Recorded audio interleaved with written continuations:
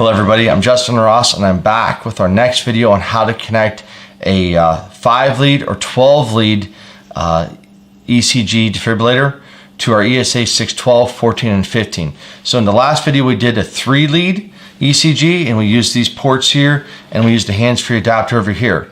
This time we're obviously not going to have enough ports, so we're going to take these out. We'll get rid of that accessory.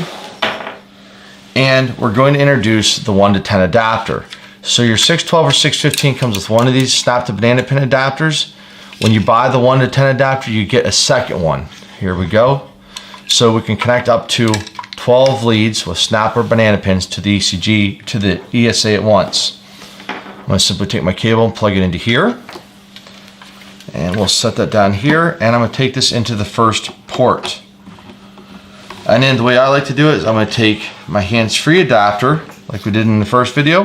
So this is going to be a hands-free adapter. I'm done with my discharge test with the Impulse 7000.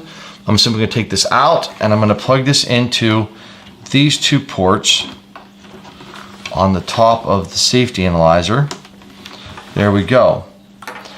And now that leaves these 2 holes over here. And you're going to ask what are those for. So in my case, with the ESA 612, 14, and 15, you get one more standard black cable. And I'm going to go ahead and plug that into here. And instead of the alligator clip that I typically use, I'm going to use this push probe. And we'll cover what this is for in a second. And then again, here's our ground wire cable. So this is going to go to the ground stud. If you've changed the cable, ate the cable, lost the cable, forgot the cable, and had to use some other cable, what you can do with this, we'll start off by going to the ground. We're going to ground wire resistance. And we're going to zero our cable out. Now I'll take this to the ground stud of the defibrillator. Plug the defibrillator into here. My 5 lead or 12 lead, which is 10 wires, ECG over to here. My 1 to 10 adapter. My hands-free adapter here. And then this other mystery cable that we'll cover here in a second. So ground wire resistance. Back to leakage then. And we can do our ground leakage. Forward polarity. Raise to neutral for single fault. Close it. Chassis leakage. Normal polarity. Raise to earth for single fault. If you do reverse polarity testing, simple enough. And any of these tests, just simply push the polarity button once to off, and then a second time to reverse. So, and then we can go back to normal polarity.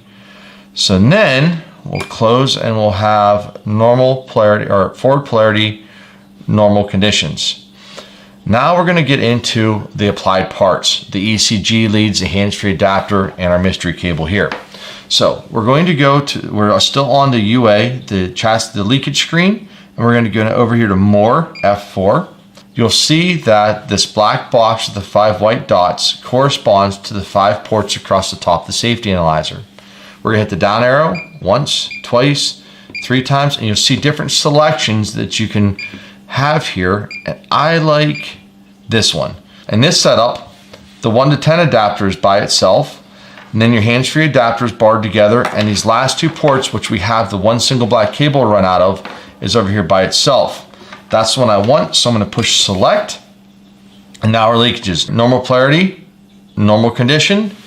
This is highlighted, so here's the leakage on our 12 lead ECG. Over arrow, here's the leakage on our hands-free adapter. Over arrow. Now here we go. If you look at some of the service manuals, you see they want you to test the high level ECG port, the COM port, the SpO2 port, any of those other ports they want you to check your leakage for. Do, right across the top of the defibrillator. Now, single fault condition, back across the top of the defibrillator. Over arrow, single fault condition for the hands-free adapter. Over arrow, single fault condition through the 1 to 10 adapter. There we go. What's left is the lead isolation. So push the lead isolation button. There we go. And we're going to push test. So 120 volts comes out of the applied parts through the 1 to 10 adapter, through the defibrillator, back into the power port. There's our result. Over arrow. Again, we're going to press test. 120 volts through the hands-free adapter, through the defibrillator, back through the port. There's our result. There we go. We just did an entire 12 lead multifunction patient monitor defibrillator with all one connection. This can be applied to 12 lead ECGs. Whatever it is that you have multiple applied parts, it's that simple to hook them up. So thank you very much and have a great day.